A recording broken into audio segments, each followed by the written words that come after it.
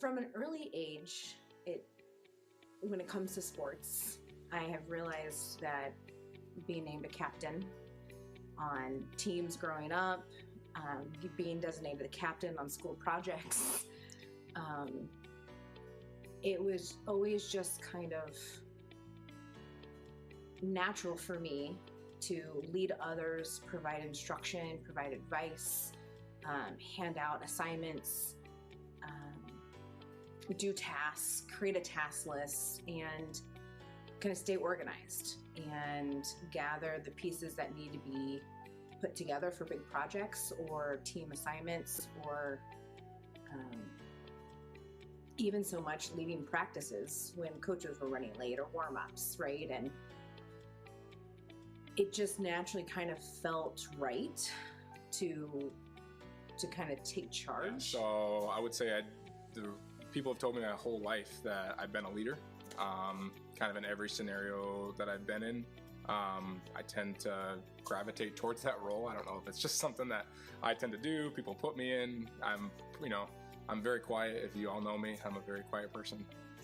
Just kidding. I would say that that's probably something that God's definitely just put in me and people see in me. And so I've just learned to accept it and run with it.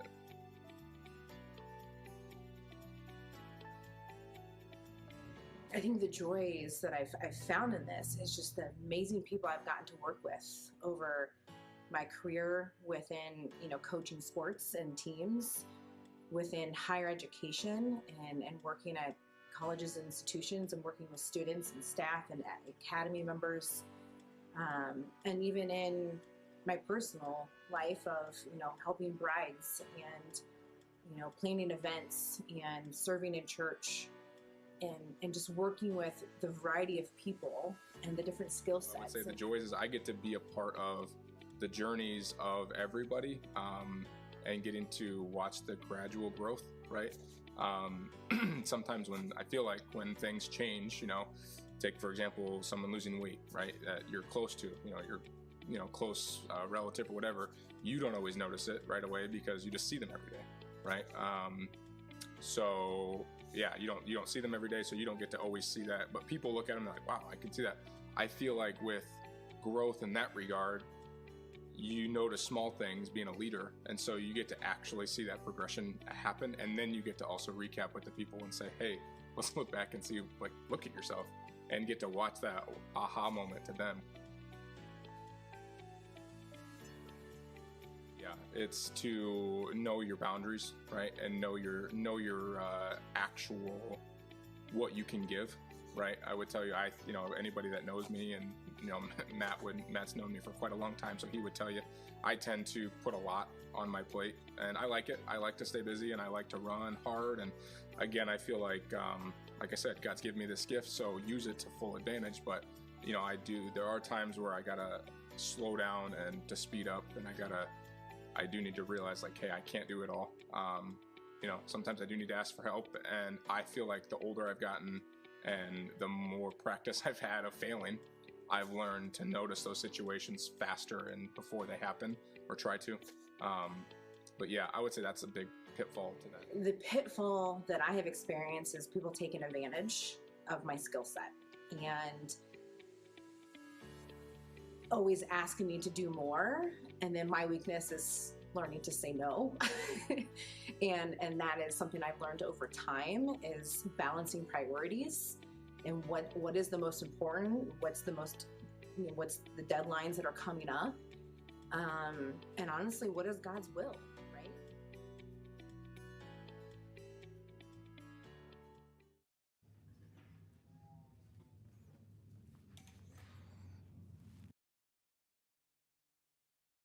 Maybe. There it is.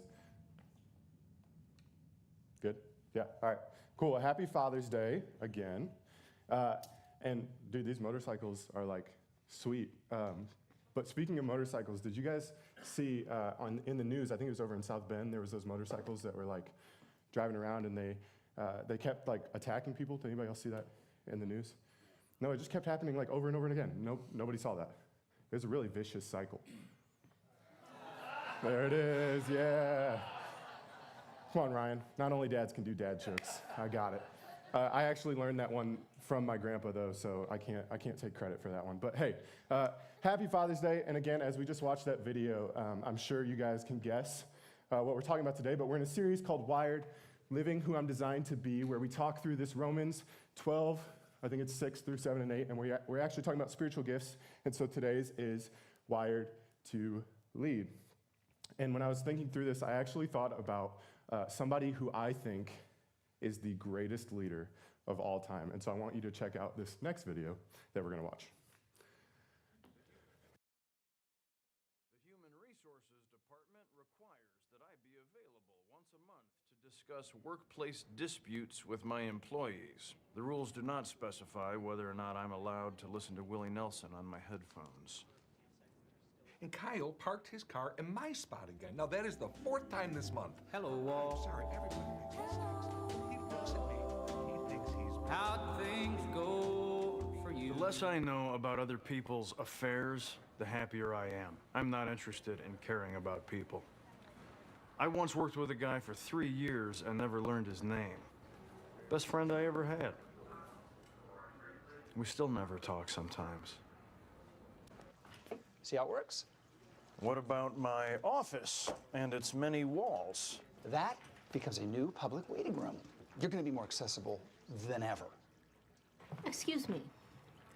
There's a sign at Ramsett Park that says do not drink the sprinkler water, so I made sun tea with it and now I have an infection. Sir? Sir, are you listening to me, sir? Sir, I'm talking to you. Sir, are you aware that there is waste in your water system? If any of you need anything at all, too bad. Deal with your problems yourselves like adults. All right, so I think that says everything I need to say. It's been great having you this morning. No. No, but obviously, any Parks and Recs fans in here? Yeah? Any Office fans in here that are not Parks and Recs fans? No? All right, cool. Well, I just wanted to start a war this morning. It's okay. And so that is Ron Swanson from Parks and Rec, and obviously he is not a great leader. But when I was thinking through this, I was thinking about, we're talking about this word leadership, and so what does this word leadership really mean? And I feel like a lot of times it has this connotation of like being a high up position, and it has status and money and power and all the things that you could ever want in the world. And I think like, for us, if I were to say, like, who's the leader of the United States, you would say? The president, right? Right, you're great, Matt. I'm proud of you. But, like, it's always, when you think of the word leader in these high up positions, but actually in our verse here in Romans, it actually says and uses this word, proistemi, for the word that we would call leadership or leading. And what this word actually means is this.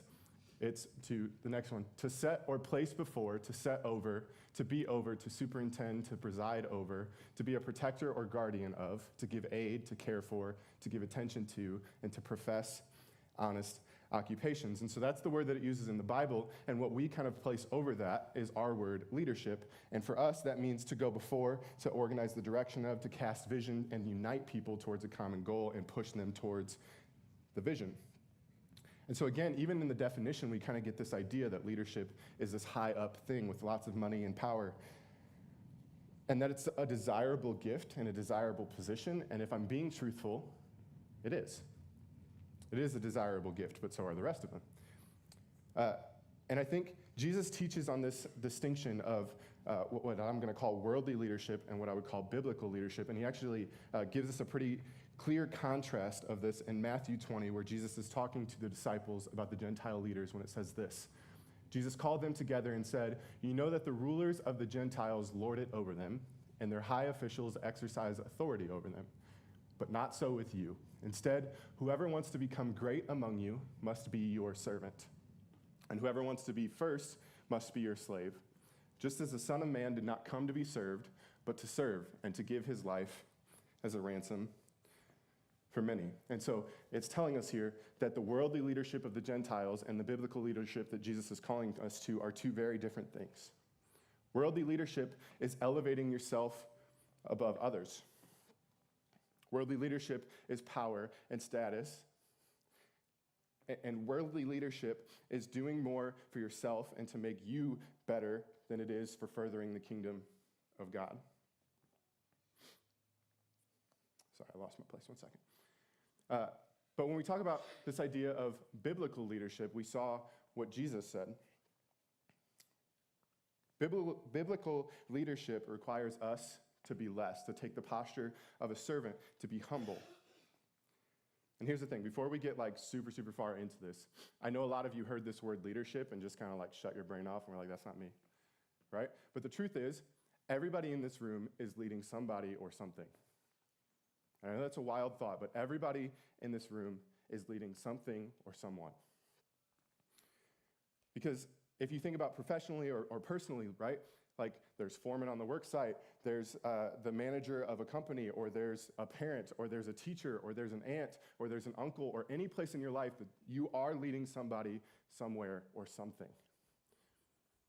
And the truth is, Jesus calls us to what is called the Great Commission, to lead others to Christ. In Matthew 28:19, it says this, "Therefore go and make disciples of all the nations, baptizing in the name of the Father and the Son and the Holy Spirit." So all of us, somewhere in our lives, are called to be leaders. And so today we're going to talk about a great leader in the Bible, one who I think models this idea of biblical leadership really well. And his name is Joseph. And so to talk about Joseph, we're going to need a Bible. Luckily, mine's on the screen, so I don't have one with me, but I can read it. And so we're actually going to be in Genesis. So if you need a Bible, there's some in the seatbacks in front of you, or you can follow along with us at sermons.church on your smart device and search Cornerstone Church to follow along. But we're going to be in Genesis. We're going to look at two stories today. One is Genesis 39, and the other is Genesis, we're kind of chunking two together, 41 and 42. But before we get into this, I want to take a second and pause and pray. So would you pray with me? God, we thank you for this time together that we get to study your word and study the gifts that you have given us. God, I pray that this message would be one that is entirely of you and nothing else. I pray that you would give us great insight and wisdom as to what the gifts are in our lives. In Jesus' name, amen. All right, so to talk about Joseph, I feel like I got to set this up because we're kind of going far in his life. And so I want to set up kind of the life of Joseph for some people that may not know this morning. Joseph was the youngest of 12, right? And they're all boys. And he gets very special treatment from his parents. Does anybody have like younger siblings that get very special treatment from their parents? Just me? No, a couple? There we go. Okay, so we've seen this before, right? And so his brothers get jealous of that treatment, and he gets so much special treatment that he actually gets this fancy like multicolor robe / coat / whatever you want to call it, right? And again, it makes all of his brothers jealous. And to make things worse, he starts having these dreams where eventually his brothers all bow down to him. Sounds great. And then to make things worse, it wasn't enough to have the dream. He had to tell them about the dream. How many of you would be okay with like your younger sibling being like, hey, I'm going to control you one day and you're going to like it, right? I would not be okay. My brother's 18. I don't think he knows anything yet, but maybe one day. But if that wasn't like enough, right? His brothers decided to sell him into slavery. They threw him into a pit and then decided we don't want him anymore. He's too much. Our parents treat him too well, because that's a bad thing, I guess, these days.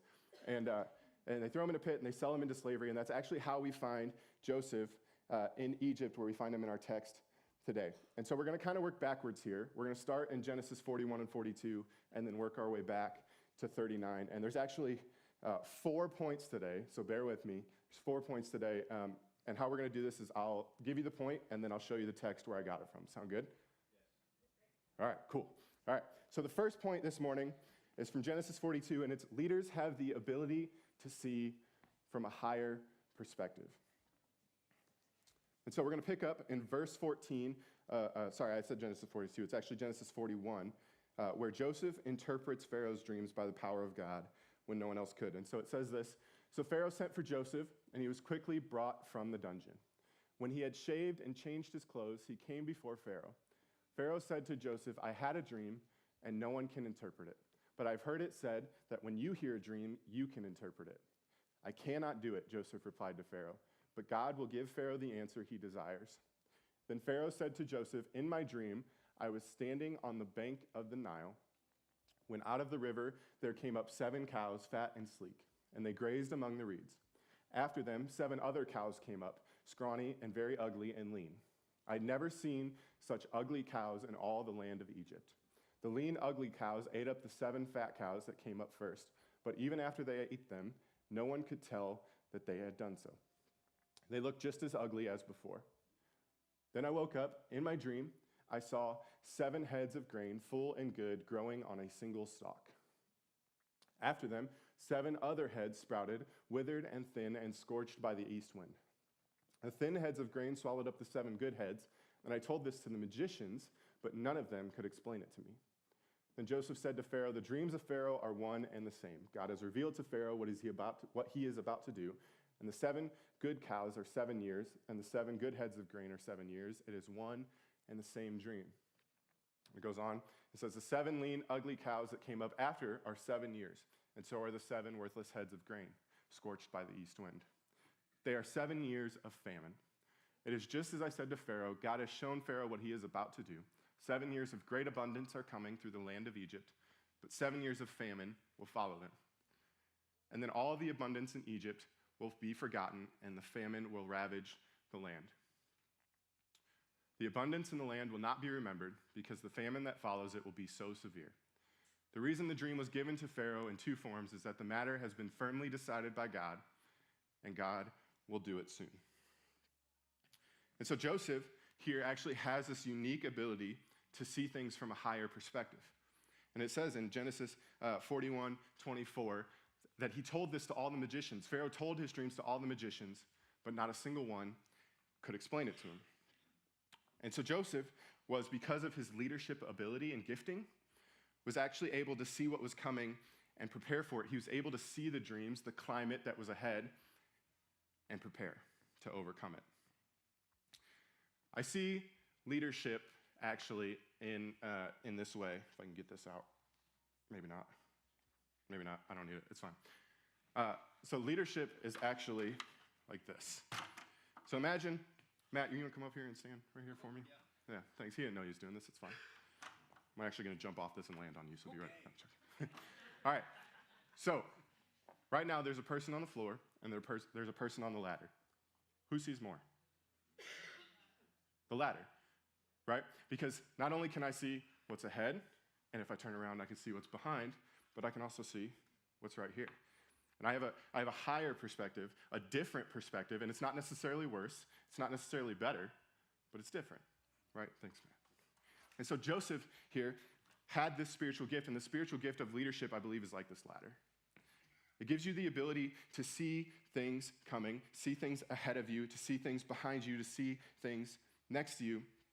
And again, it's just a different perspective. It's not necessarily better. I know it's elevated, but it's not better, and it's not worse. It's just different. And so Joseph was able to see the dry season coming because of his different perspective. And Joseph actually made a choice with this. He chose to not just let people overindulge, but actually to plan for the famine that was coming.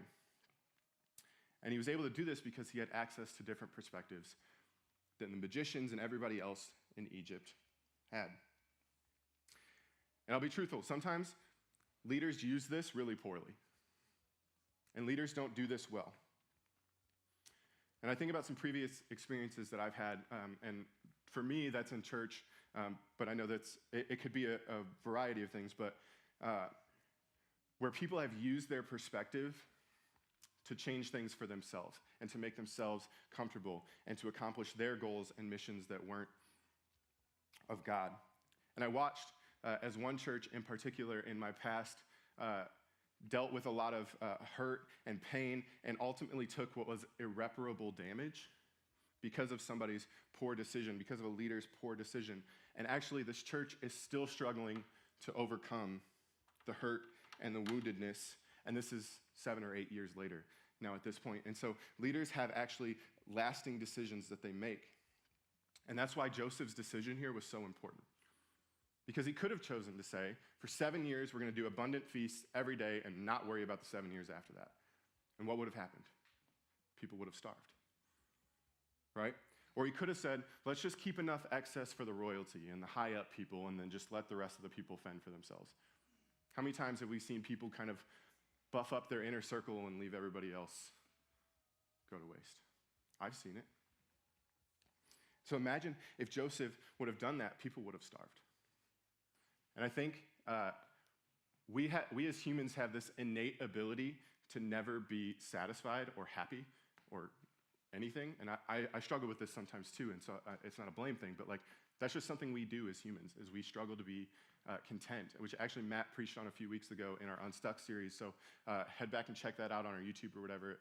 If that's you, it was a really great message. But we have this thing where we continually do this, and this goes all the way back in time, because if you look at Exodus, which we actually did a series on earlier this year, Matt taught on how the Israelites, all they do is whine and complain. And so this has been a human condition for all of time, and I have zero doubt in my mind that there were people pushing on Joseph to say, like, hey man, we need to eat more food because we have it, and why not? Like, why are we storing stuff? Let's throw parties, let's have a good time. Like, I guarantee you, Joseph was dealing with all of that pressure and the whining and the complaining and the wants. Joseph could have said, I want to be remembered as a great leader, one who made everybody happy all the time and gave everybody what they wanted, even if it meant neglecting what they needed. But because of Joseph's perspective, and because of God on his side, he was able to navigate a 7-year famine with not only enough abundance for the people of his own country, but enough for the people in the surrounding countries that came to buy later. And that's actually where our next point comes into play. And point number 2 is leaders know when to use hurdles. I'm going to use it all, don't worry. We got this new stage space, so might as well have some fun, right? Leaders know when to use hurdles. And this is actually when Joseph meets his brothers again when they come back to buy grain in Egypt. And so it says in Genesis 42 this: when Jacob learned that there was grain in Egypt, he said to his sons, why do you just keep looking at each other? He continued, I have heard that there is grain in Egypt. Go down there and buy some for us, so that we may live and not die. Then 10 of Joseph's brothers went down to buy grain from Egypt. But Jacob did not send Benjamin, Joseph's brother, with the others, because he was afraid that harm might come to him. So Israel's sons were among those who went to buy grain, for there was famine in the land of Canaan also. Joseph was the governor of the land, the person who sold grain to all its people. So when Joseph's brothers arrived, they bowed down to him with their faces to the ground. As soon as Joseph saw his brothers, he recognized them, but he pretended to be a stranger and spoke harshly to them. Where do you come from? He asked. From the land of Canaan, they replied, to buy food. Although Joseph recognized his brothers, they did not recognize him. Then he remembered his dreams about them and said to them, you are spies. You have come to see where our land is unprotected. No, my lord, they answered, your servants have come to buy food. We are all the sons of one man. Your servants are honest men, not spies. No, he said to them, you have come to see where our land is unprotected. But they replied, your servants were 12 brothers, the sons of one man who lives in the land of Canaan. The youngest is now with our father, and one is no more. So Joseph said to them, it is just as I told you, you are spies. And this is how you will be tested. As surely as Pharaoh lives, you will not leave this place unless your youngest brother comes here. Send one of your number to get your brother. The rest of you will be kept in prison, so that your words may be tested to see if you are telling the truth. If you're not, then surely as Pharaoh lives, you are spies. And he put them all in custody for 3 days. So did you catch the hurdle? Right? Joseph knew that if he didn't put a hurdle or a challenge or a test in front of his brothers, that they would have had the potential to yet again take advantage of him. Because he knew firsthand already what their jealousy could do, and I would have no doubt in my mind that they were probably jealous that this land of Egypt had everything it needed and all the food it needed, and they were out starving with none. And so Joseph wanted to make it harder for them, because they were struggling with no food, so that they would be less likely to fall back into their jealous response because they had to work for it. He knew that if they would pass this test, It would prove that they're no longer operating in deceit, and it would make it harder for them to operate in deceit. And so sometimes in life, leaders need to put hurdles in front of people. Because one of the jobs of a leader that we saw earlier was uniting people and pushing them towards a common vision and a common goal. And this is one of the ways that leaders actually have to do this. And a lot of times, barriers or hurdles and things are actually put in place to make it harder, or not to make it harder to get to the thing that you want, but to actually make it harder to get back to where you used to be, right? And I think it's often done by good leaders in a loving way, and it's just trying to push you towards personal growth and personal development. And sure, there's like some jerks and there's some people that do this poorly and all of that stuff. Like I'll admit that, but most of the time when it's a good leader, this is done out of love. And actually sometimes leaders put hurdles in front of us to protect us from ourselves, right? Because once, let's see if I can do this. I'm not gonna jump over it. That would scare everybody, right? Once you're on the other side of it, I don't wanna go back the same way I just came. Right? It's going to be just as hard for me to go back the other way as it was to get here where I'm at now. Right? And so one of the leaders that was put in front of me, or one of the hurdles that was put in front of me was actually by a youth pastor that I interned for way back in the day. Way back in the day, it was like 5 years ago. But it was for a youth pastor that I interned for, and it was my first time. He asked me if I wanted to teach at a student service, and I was like, yeah, man, I'm in, right? And I thought it would be super easy. Like, I could just get up and start talking, and I know the Bible, so I'm going to be fine. I grew up in church. I can just, mimic the fire and brimstone preachers that I'd heard all my life, and I'll be great. And the youth pastor let me do it, and that was a mistake. Because I swear you have never seen so many middle schoolers just like, what is this dude talking about? Like, I think I was about 3 seconds away from getting booed off the stage, right? And so that was a really humbling experience for me. But actually after that, what happened was my youth pastor actually put a hurdle in front of me and said, okay, now every time you teach going forward, I'm going to make you jump over this hurdle. I'm going to make you prepare for your message. I'm going to make you send it to me. I'm going to make sure that we know that you are prepared going into what you're doing next. And I don't know if you know anything about me, but I'm a little bit disorganized in my life. And actually, you can just see by the fact that I got stuff all over the place here. But it's caused me to miss the mark a few times, both personally and professionally. And so what this hurdle actually did for me was actually make me have a process that I had to organize my stuff so that I could accomplish the tasks that I wanted to get done. Right? I wanted to teach. I wanted to be a part of that. I wanted to share the Bible with teenagers. But if I didn't jump over that hurdle, if I didn't have my process, if I didn't have the hurdle in front of me, I would have never been successful at doing that. And it's still something I do today. And as mundane as it may feel sometimes, as much as it sucks continually jumping over the hurdle over and over and over again, I've never had a moment in my life that was like that first message. I've never felt that way again. And I know, I'm not saying that all my messages are perfect and I'm out here preaching and leading people to salvation every week, but I've never had a message where somebody didn't get something from the prepared word of God. And it was all because of that hurdle. And so leaders don't do this just because they hate you. I promise. It took me a while to learn that, but I promise that's not what it's for. It's so that we can continue to grow, we can continue to develop, and we can continue to move towards the things that God has called us to do. And that brings us to our third point, and we're actually going to go back to Genesis 39 for this one. And our third point is this: leaders don't take more than they are given. Leaders don't take more than they are given. And so, from this text that we're about to read, it's actually when Joseph gets connected with Potiphar. Potiphar actually buys him from the slave traders. And so we'll read in Genesis 39, 1-9 says this: when Joseph was taken to Egypt by the Ishmaelite traders, he was purchased by Potiphar, an Egyptian officer.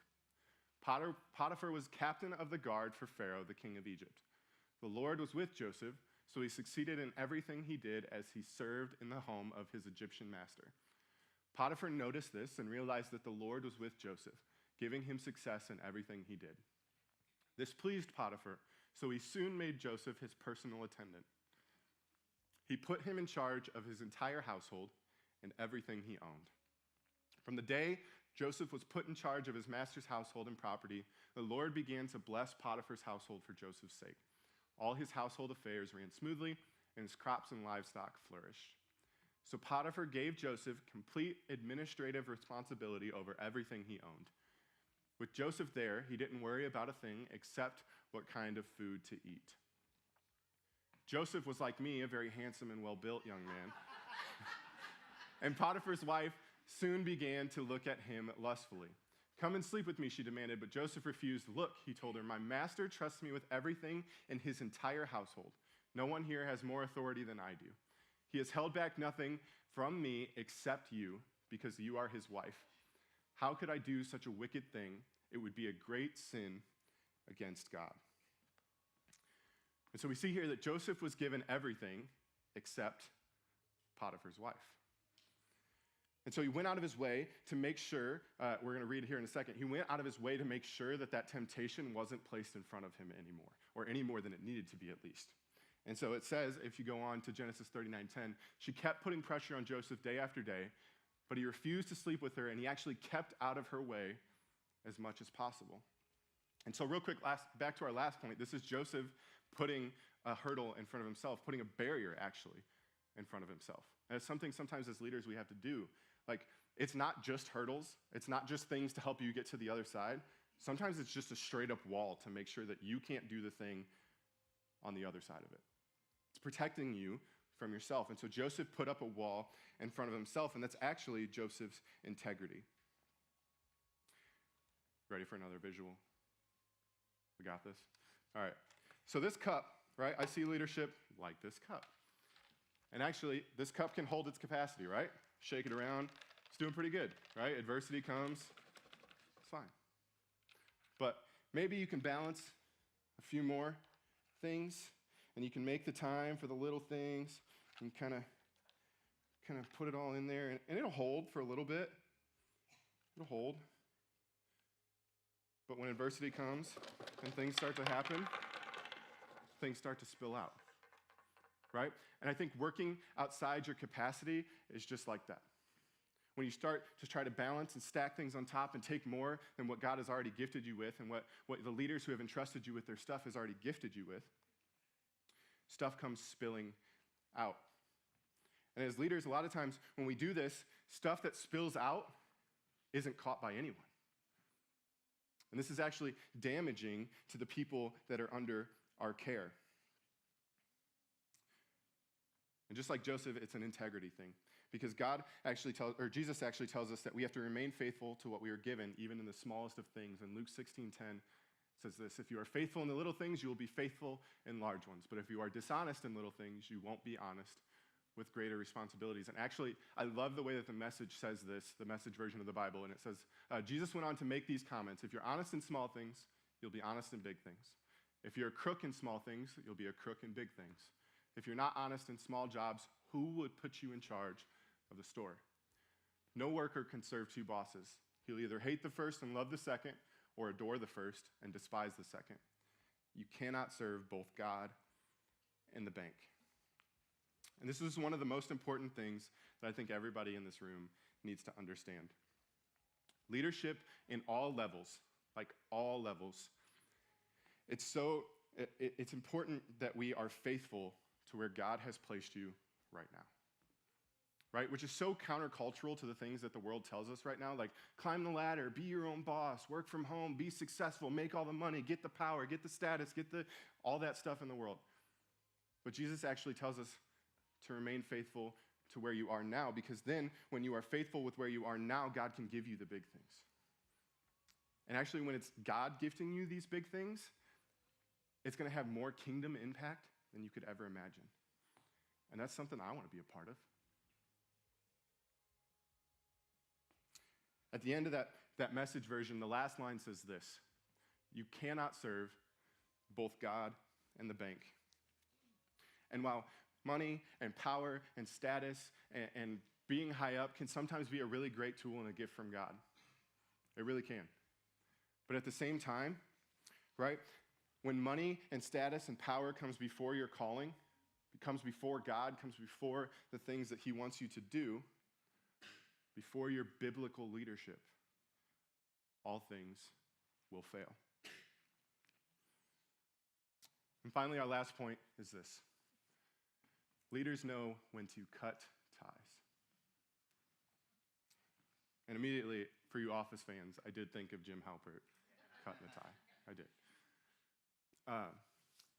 And so, actually, we're going to finish our story in Genesis 39 with Potiphar's wife and Joseph. So 39, starting in verse 12, says this. She came and grabbed him by his cloak, demanding, "Come on, sleep with me." Joseph tore himself away, but he left his cloak in her hand as he ran from the house. When she saw that she was holding his cloak and he had fled, she called out to her servants. Soon all the men came running. "Look," she said, "my husband has brought this Hebrew slave here to make fools of us. He came into my room to rape me, but I screamed. When he heard me scream, he ran outside and got away. But he left his cloak behind with me." She kept the cloak with her until her husband came home. Then she told him her story, that Hebrew slave you brought into our house tried to come in and fool around with me. She said, "But when I screamed, he ran outside, leaving his cloak with me." And so because we see the entire story, I think it's one of these things where leaders just get to the point where they know it's just not worth the effort anymore. And what does that mean? Because that's kind of a loaded statement. But Joseph was literally willing to leave his possession, his stake, his society, or his stability, and his status, and all of these things, and run from the situation, right? To cut ties. How many times do we hang on to things trying to save them? How many things in our life that really are no longer worth the effort are we trying to just scrape by and pull in? I can think of a few in my life. But actually what happens when we do this is all we end up doing is hurting ourselves and the thing that we're pulling on, right? And that we're trying to save.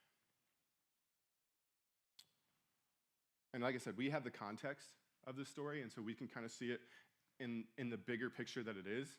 But how much context in this moment do you think Potiphar had? None, right? All he hears is his wife's story. And my point is, there really is no winning in that moment for Joseph, right? If he stays, she's still holding the robe. But if he goes, she's still holding the robe. So either way, there's not really a win for Joseph here. And so he realizes at this point, he just needs to cut ties. And so actually, eventually he gets thrown into jail by Potiphar. And in jail, he takes the same posture. He's not arguing, he's not complaining. In Genesis 39:19 through 23, where we finish the story, it says this. Potiphar was furious when he heard his wife's story about how Joseph had treated her. So he took Joseph and threw him into the prison where the king's prisoners were held, and there he remained. But the Lord was with Joseph in the prison and showed him his faithful love. And the Lord made Joseph a favorite with the prison warden. Before long, the warden put Joseph in charge of all other prisoners and over everything that happened in the prison. The warden had no more worries because Joseph took care of everything. The Lord was with him and caused everything he did to succeed.